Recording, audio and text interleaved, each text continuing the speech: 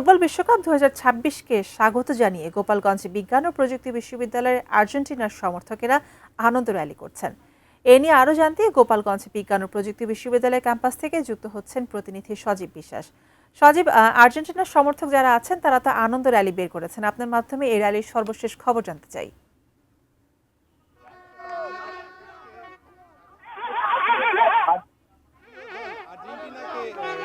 সমর্থন বা স্বাগত জানিয়ে কিন্তু তারা মূলত এই আনন্দ র্যালি করছেন। আপনি দেখতে পাচ্ছেন যে গোপালগঞ্জ বিজ্ঞান ও প্রযুক্তি বিশ্ববিদ্যালয়ের শিক্ষার্থী, শিক্ষক এবং বিভিন্ন শ্রেণী পেশার মানুষজন কিন্তু এই আনন্দ র্যালিতে এসেছেন। এবং আরেকটি জিনিস যদি বলি যে এই র্যালিটি কিন্তু গোপালগঞ্জ বিজ্ঞান ও প্রযুক্তি বিশ্ববিদ্যালয়ের হাদি চত্বর থেকে শুরু হয়ে ক্যাম্পাসের বিভিন্ন হল চত্বর ঘুরে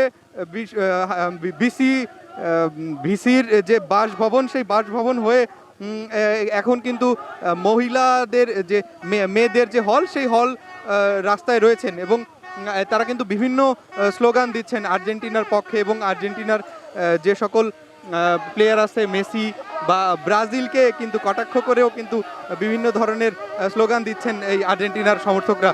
তো এক কথায় বলতে গেলে যে বিশ্বকাপ যে উন্মাদনা, সেই উন্মাদনায় কিন্তু মেতে উঠেছেন কিন্তু এই গোপালগঞ্জ বিজ্ঞান ও প্রযুক্তি বিশ্ববিদ্যালয়ের শিক্ষার্থীরা।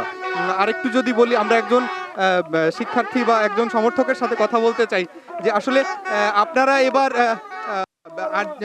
কি ধরনের কার্যক্রম, এটা কি প্রথম আপনাদের বিশ্ববিদ্যালয়ে নাকি এর আগেও হয়েছে?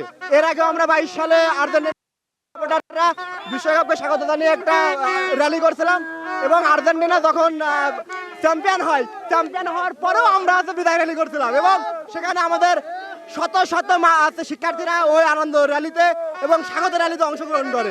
যা এবার ওই 22 সালের বিশ্বকাপের পুনরাবৃত্তি, এবার আমরা সেই হিসেবে আবার নতুন করে আরেকটা র্যালি দিতেছি আর্জেন্টিনাকে স্বাগত জানিয়ে।